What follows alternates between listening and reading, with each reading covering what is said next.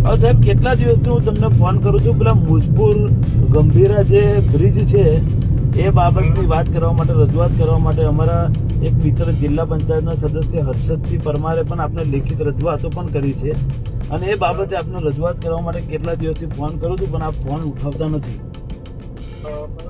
હવે એ બાબતે આખો બ્રિજ એકદમ ખલાસ હાલતમાં છે સાહેબ, આખા બ્રિજની હાલત ખસ્તા છે અને કેટલા બધા દિવસો થઈ ગયા હજુ કોઈ કામગીરી થઈ જ નથી. તો લોકોનું જીવના જોખમે લોકો જાય છે તો શું કરવાનું, એનું કંઈક તો કરો.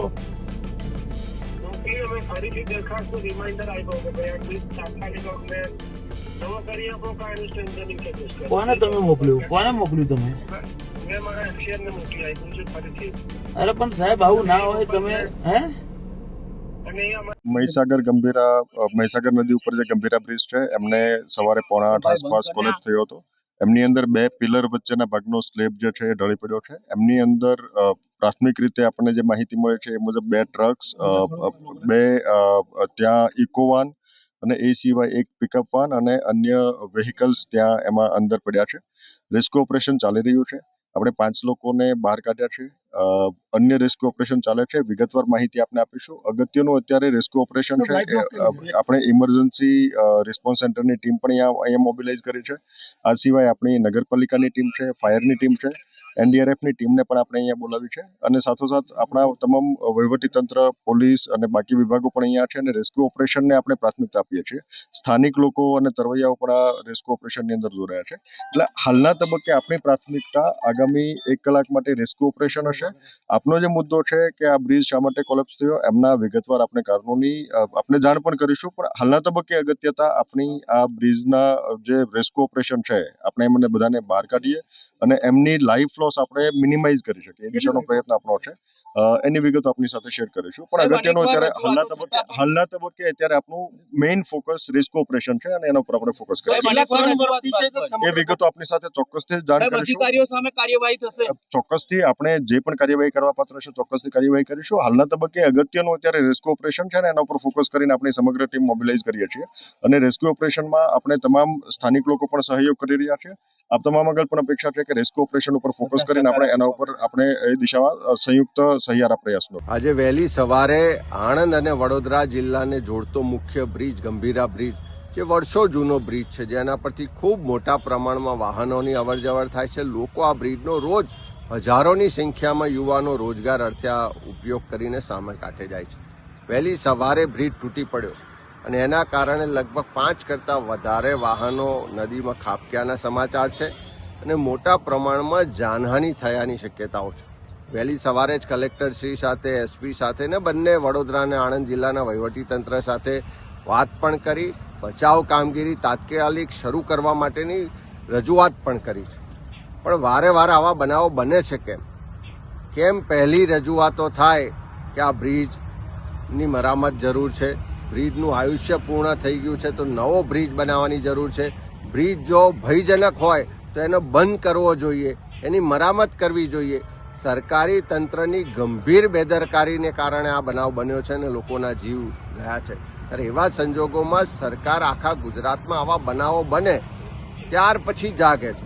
વહેલા કેમ નથી જાગતી? જો વહેલા જાગી હોત તો આ બનાવ ના બન્યો હોત, લોકોના જીવ જવાની જે શક્યતા છે, જીવ ના ગયા હોત.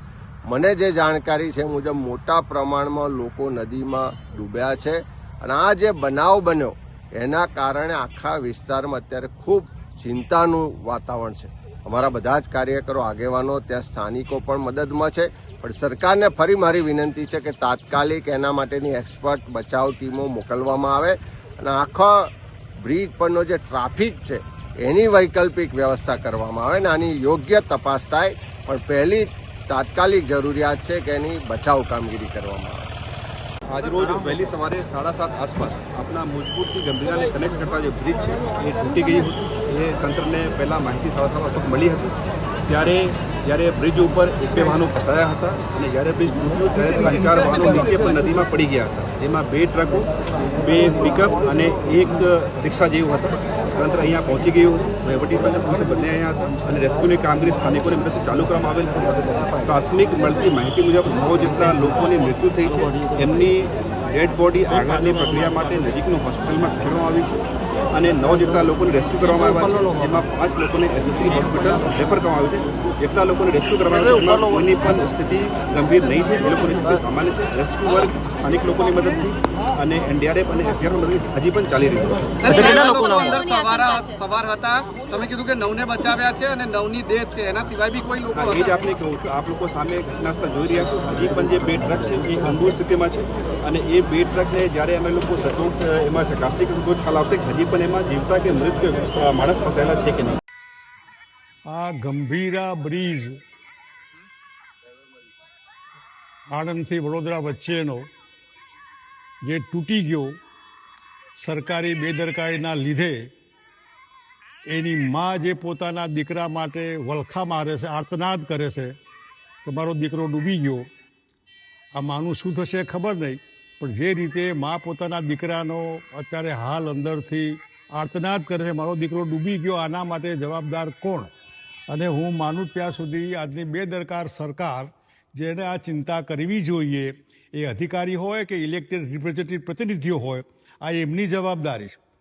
અને હું માનું ત્યાં સુધી છેલ્લા 30 વર્ષથી સતત એક જ પાર્ટીનું રાજ્ય હોવાથી ન પ્રજાના પ્રતિનિધિઓને પડેલી છે કે ન સરકારી તંત્રને પડેલી. લોકો મરે કે જીવે એમને કોઈ સાડાબારી નથી. નાના એવા ચોમાસામાં જો રસ્તાઓ ખતમ થઈ જતા હોય, લોકો ડૂબીને એમાંય ખાડામાં પડીને મરી જતા હોય, વાહનો પડતા હોય, માણસો પડતા હોય, ઢોર પડતા હોય, હું માનું ત્યાં સુધી સરકારે આમાંથી ચામડી બચાવવી નહીં જોઈએ, જવાબદારી લેવી જોઈએ. અને આ એક બ્રિજ નથી, અમદાવાદના હાટકેશ્વર બ્રિજમાં કરોડો રૂપિયા પ્રજાના પૈસાનું આધણ કર્યું. તમે ધ્યાન શું રાખો છો? અંગ્રેજો વખતે ભરૂચનો ગોલ્ડન બ્રિજ, આપણો વિવેકાનંદ બ્રિજ, જે એલિસ બ્રિજ જેને આપણે કહીએ છીએ, એનું લોખંડ જુઓ, એની ડ્યુરેબિલિટી. દરેક ઠેકાણે જ્યારે તારીખ લખેલી હોય કે આ તારીખે શરૂ થયું, આ તારીખે પતી જવાનું, એના પછીની જવાબદારી સરકારની પોતાની થાય. સરકાર ઉપર 302નો કેસ કરશે એની માં પોતાનો દીકરો ડૂબી ગયો એના માટે.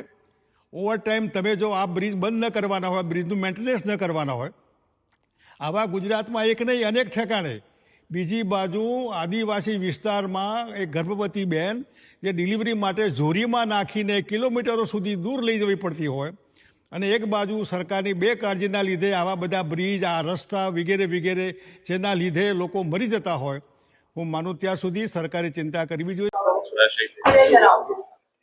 ગંભીરા બ્રિજ જે સૌરાષ્ટ્ર અને મધ્ય ગુજરાતને જોડતો, આણંદ અને પાદરાને જોડતો આ બ્રિજ, આજે વચ્ચેનો એક ભાગ, એક સ્લેબ એ ધરાશયી થતા લગભગ 5 જેટલા નાના મોટા સાધનો અંદર ખાબક્યા હોય એવી વિગતો પ્રથમ પ્રાપ્ત થઈ છે. 3 જણના મૃત્યુ થયા છે, 5 જણને આપણે રેસ્ક્યુ કર્યા છે અને 5-6 જણા જે સારવાર કરી અને એમને રજા પણ આપી છે અને 5-6 સારવાર હેઠળ છે. ઘટનાનું કારણ શું? કારણ કે લાંબા સમયથી જર્જરિત હતો એ પ્રકારની વાત છે. 2 દિવસ પહેલા મુખ્યમંત્રીએ રિવ્યુ કર્યો, એમાં પણ કહેવાયું હતું કે 243 આ પ્રકારના નાના મોટા બ્રિજ છે અને અમે ડાયવર્ઝન આપ્યું છે. તો આ એમાં હતું કે આદરણીય મુખ્યમંત્રીશ્રીએ અત્યારે જ એમને સૂચના આપી છે કે તાત્કાલિક ત્યાં પહોંચી બ્રિજ એક્સપર્ટ, ટેકનિકલ એક્સપર્ટ ત્યાં પહોંચી જઈ અને કારણોની તપાસ, તેમજ આ બ્રિજ 1985માં બન્યા પછી જ્યારે પણ જરૂર પડી ત્યારે મેન્ટેન કર્યો હતો, પરંતુ આ બનાવનું કારણ શું છે અને મુખ્યમંત્રીશ્રીએ એમના તબક્કે 212 કરોડના ખર્ચે આ બ્રિજને મંજૂરી પણ આપી હતી નવો બનાવવા માટે. એની કામ પ્રગતિમાં હતી, ટેન્ડર એસ્ટિમેટ ડિઝાઇન હેઠળ હતા અને એ થતાં જ નવો આપણે ટેન્ડર કરવાના છે. જેમ આપણે જોઈ શકીએ છીએ તેમ આજે અમારે સવારે લગભગ 8 વાગ્યાની બાજુ અમારી પાસે રિપોર્ટ આવેલા હતા કે ભાઈ ગંભીરા બ્રિજનો એક સ્પાન પડી ગયો છે. એટલે અમે તાત્કાલિક અહીંયા ઘટના સ્થળે આવી ગયા છે. પ્રાઇમરી 4 જેટલા વાહનો કંઈક અંદર ગરકાવ થયા દેખાઈ રહ્યા છે. એટલે મોતનો આંકડો અત્યારે મારી પાસે નથી, વહીવટીતંત્ર પાસે. બ્રિજ લગભગ 1985-86માં બનેલો છે અને લગભગ 40 વર્ષ જેવું આ બ્રિજને થયું છે. ના, બ્રિજનું તો જનરલી લાઈફ 100 વર્ષની હોય છે, એટલે બ્રિજમાં 40 વર્ષ પૂરા થયા છે, પણ એનો સમયગાળો પૂરો નથી થયો હજી. સર, પરંતુ અનેકવાર આ બ્રિજ છે તે જર્જરિત થયો. 3 વર્ષથી અમારા દ્વારા છે, તે મીડિયા દ્વારા છે તે તંત્રને જગાડવાનો પ્રયત્ન કર્યો. આખરે બંધ કરવાની માંગ પણ જિલ્લા પ્રમુખ હાલ કોંગ્રેસના છે તેઓ દ્વારા કરવામાં આવી હતી. તેમ છતાં કોઈ કાર્યવાહી હાથ ધરવામાં સદર બ્રિજને જર્જરિત હોવાના અહેવાલ પ્રસિદ્ધ થયા છે, પરંતુ બંધ કરવાની કોઈ માંગ અમારી પાસે આવી નથી. અને વધુમાં ગયા વર્ષે જ અત્યારે જે જર્જરિત હતો તે ઉપર વેરિંગ કોટ ને એમાં ડેમેજ દેખાયેલો હતો. અને પહેલા એક પ્રશ્નનો જવાબ આપો. જે ગયા વર્ષે અમને જે માલુમ પડેલું હતું, અને ગયા વર્ષે ઓલરેડી એના ઉપર વેરિંગ કોટની ઉપર માસ્ટિક અસ્ફાલ્ટ અને ફૂટપાથ રિપેરિંગ ને બધી કામગીરી કરવામાં આવેલી હતી. અને હાલમાં ચાલુ વર્ષે બી જે ખાડા ને એવું ત્યાં બ્રિજમાં દેખાયું હતું, માસ્ટિક આસ્ફાલ્ટમાં ડેમેજ હતું, અને એની રિપેરિંગ બી આપણે એટલે એ અત્યારે અમે એની તપાસ કરીને પછી આગળની કાર્યવાહી તમને જવાબ આપી શકીએ છીએ. બ્રિજ બંધ કરાવવા માટે કોઈ પણ વ્યક્તિ માંગ કરે ત્યારે જ બંધ કરવાનો ના, એટલે અમારે રિપોર્ટમાં બી કોઈ એવું મેજર ડેમેજ નથી બ્રિજમાં. અને જે વેરિંગ કોટ અને એમાં જે નુકસાન હતું એ ઓલરેડી ગયા વર્ષે જ અટેન્ડ થઈ ગયેલું હતું. અને એમાં ચાલુ મરામતમાં અત્યારે અમારી પાસે જે મોન્સૂનમાં બી જે ડેમેજ આવેલું હતું વેરિંગ કોટ અને એમાં માસ્ટિક આટલી મોટી દુર્ઘટના ઘટી, શું જવાબદારી લો છો? કારણ કે તંત્રની કોઈ ભૂલ હોઈ શકે છે. પ્રાથમિક અહેવાલ અમને ખબર પડે કે ભાઈ શું કારણથી આ પડ્યો છે, એ પછી જ હું કંઈક જવાબ આપી શકીશ. પ્રમાણે આ પુલ જર્જરિત ખરો કે નહીં? ના, જર્જરિત નથી. હજુ પણ જર્જરિત નથી. આટલી મોટી ઘટના થાય છે કે જર્જરિત નથી? એની લાઈવ સાહેબ, 3 વર્ષથી અમારા દ્વારા અહેવાલો પ્રસારિત કરવામાં આવ્યા, અત્યંત જર્જરિત છે બ્રિજ. અનેકવાર જે અહેવાલો પ્રસારિત કરવામાં આવ્યા, તેમ છતાં તંત્રની આંખે આમ બ્રિજ ના દેખાયો. કારણ કે જો બંધ કર્યો હોત તો આટલી મોટી દુર્ઘટના ના બની. ગયા વર્ષે જ એના માટે રિપેરિંગ ને બધું કામગીરી કરવામાં આવેલી હતી. અને હજી બી ઢાક પીછોડો કરો કે જર્જરિત નતો? સાહેબ, તમારો વિભાગ જવાબદારી લે છે આ ઘટના બાબતે? એકવાર અહેવાલ આવે કે શેના કારણે થયું છે ત્યાર પછી અમે કોઈ બી જવાબ આપીશું.